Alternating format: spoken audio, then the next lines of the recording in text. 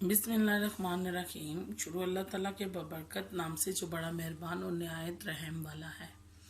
اردو 5ویں جماعت، سبق نمبر 3، جس کا عنوان ہے ٹرک کس نے نکالا۔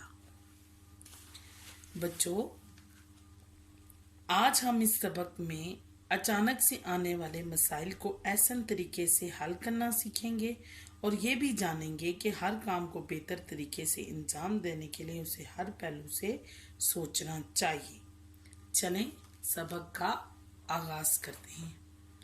اہم الفاظ: چپک، جڑ جانا، پھنسنا، پھنس جانا، تجویز، رائے، معذرت، معافی مانگنا، ہجوم، رش، بھیڑ۔ ایک گاؤں میں ایک پل کے اوپر سے ریل کی پٹری گزرتی تھی۔ اس پل کے نیچے سے روزانہ کاریں، موٹریں اور بسیں بھی گزرتی تھیں۔ اس پل کے ایک جانب گاؤں کی آبادی اور دوسری جانب اسکول، ہسپتال اور بازار تھا۔ اسی وجہ سے دن بھر یہاں لوگوں کی آمد و رفت جاری رہتی، آمد و رفت، آنا جانا۔ ایک دن صبح کے وقت سامان سے لدا ایک ٹرک پل کے نیچے پھنس گیا۔ ایسا لگ رہا تھا کہ جیسے ٹرک کا اوپر والا حصہ پل کی چھت سے چپک کر رہ گیا ہو، یعنی کہ چھت کا حصہ اوپر جڑ گیا ہو۔ ٹرک اتنا بڑا تھا کہ اس کے رکنے کی وجہ سے پیچھے آنے والی گاڑیوں کو بھی رکنا پڑا۔ تھوڑی ہی دیر میں بہت ساری گاڑیاں جمع ہو گئیں۔ گاڑیوں والے ہارن بجا رہے تھے، جس کی وجہ سے پورے علاقے میں ہنگامہ سا برپا ہو گیا، یعنی کہ شور شرابہ مچ گیا۔ ٹرک کے ڈرائیور نے پھنسے ٹرک کو نکالنے کے لیے بہت کوششیں کی، لیکن سب بیکار، یعنی کہ ڈرائیور کی غفلت سے جو ہے وہ سب نظام درم برم ہو کے رہ گیا۔ آنے جانے کا راستہ بند ہو گیا۔ لوگ بے چین ہو کر اپنی گاڑیوں سے باہر نکل آئے، بے چین، بے تاب، بے قرار ہو کر۔ کوئی ٹرک ڈرائیور کو برا بھلا کہنے لگا، جس نے اتنا اونچا ٹرک پل کے نیچے لا پھنسایا، اور کوئی متعلقہ ذمہ داران کو بلانے کی باتیں کرنے لگا۔ متعلقہ ذمہ دار یعنی کہ مالک تعلق رکھنے والے، تاکہ اس مسئلے کا حل نکالا جا سکے۔ ٹریفک کے اس ازدحام حادثہ میں ایک اسکول بس بھی پھنسی ہوئی تھی۔ بچوں کو اسکول سے دیر ہو رہی تھی، لیکن مسئلہ اب بھی جوں کا توں تھا۔ کچھ لوگوں نے یہ تجویز رائے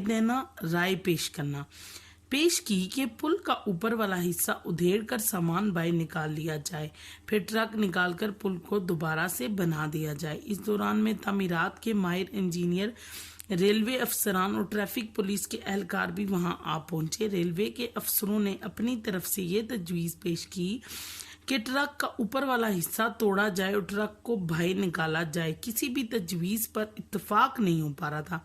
تجویز یعنی کہ وہ لوگ جتنی بھی رائے دے رہے تھے نا، کوئی بھی اس کو مان نہیں رہا تھا، کیونکہ کوئی بھی اپنا نقصان اٹھانے کے لیے تیار نہ تھا۔ اس بحث میں خاصا وقت گزر گیا۔ گاڑیوں کے ہارن مزید اونچے ہو گئے اور لوگوں کی پریشانی بڑھتی چلی گئی۔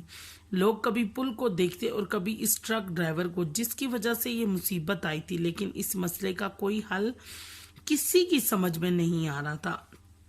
اسکول بس میں ایک ذہین بچہ بہت دیر سے بس کی کھڑکی سے سارا معاملہ دیکھ رہا تھا۔ اچانک بچے کے دماغ میں ایک خیال گھوندا، یعنی کہ تیزی سے اس کے دماغ میں ایک خیال آیا۔ وہ جلدی سے بس سے اترا اور ہجوم رش میں سے راستہ بناتا ہوا ان افسران تک پہنچا جو مسئلے کے حل کے لیے سوچ بچار کر رہے تھے۔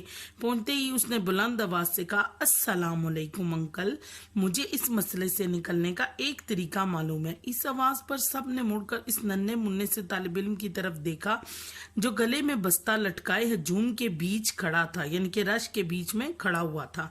پہلے تو کوئی ایک چھوٹے سے بچے کی بات سننے کے لیے تیار ہی نہ تھا، لیکن سب بحث سے اتنا تھک چکے تھے کہ کسی نے منع کرنا بھی مناسب نہ سمجھا، اور بے دلی سے بچے کی بات یوں سننے لگے جیسے اس سے کسی عقل مندانہ بات کی توقع ہی نہ کر رہے ہوں، یعنی کہ سب بے دلی سے، یعنی کہ برے دل کے ساتھ اس کی بات جو ہے وہ سننے لگے، کیونکہ انہیں لگ رہا تھا کہ اگر اتنے لوگوں نے صحیح رائے نہیں دی تو یہ چھوٹا سا بچہ ہمیں کیا مسئلے کا حل بتائے گا۔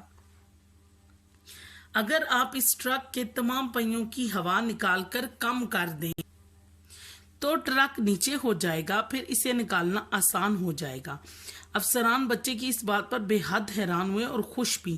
ننھے طالب علم کی یہ تجویز انہیں بہت پسند آئی۔ تجویز رائے، انہوں نے حکم دیا کہ ٹرک کے پہیوں سے ہوا نکال کر کم کر دیں۔ لوگوں نے حکم پر عمل کیا، پہیوں کی ہوا کم ہو گئی تو ٹرک آسانی سے پل کے نیچے سے باہر نکل آیا۔ افسران نے بچے کو شاباش دی اور کہا، اس ننھے طالب علم کی ذہانت نے ہمارا مسئلہ حل کر دیا۔ وہاں موجود سارے لوگ اس ذہین بچے کو دیکھنے لگے جس نے اتنے بڑے مسئلے کو آسانی سے حل کر دیا تھا۔ حکومت کی طرف سے اس بچے کو بہت بڑا انعام دیا گیا۔ اس بچے کی ذہانت کا ذکر پورے علاقے میں پھیل گیا۔ اخبارات میں اس کی تصویر چھپی۔ اس کے رشتہ داروں اور دوستوں نے اسے مبارکباد دی اور یوں ایک پل ٹوٹنے سے بھی بچ گیا۔ تو پیارے بچوں، اس سبق میں ہم نے سیکھا ہے کہ ضروری نہیں ہے کہ جو بڑے لوگ ہیں وہی صحیح مشورہ دے سکتے ہیں۔ چھوٹے بچوں کا بھی ذہن کام کرتا ہے اور وہ بھی اپنے ذہن کے مطابق کوئی نہ کوئی اچھا مشورہ دے سکتے ہیں۔ اس لیے ہمیں کسی بھی مسئلے کا حل نکالتے ہوئے ہر کسی سے رائے ضرور لے لینی چاہیے، چاہے وہ بچہ چھوٹا ہی کیوں نہ ہو، کیونکہ ہو سکتا ہے کہ چھوٹا بچہ ہی اتنی کارآمد بات کر دے جو آپ کے فائدے کے لیے ہو۔ امید کرتی ہوں کہ یہ سبق آپ کو سمجھ آیا ہوگا۔ اللہ حافظ۔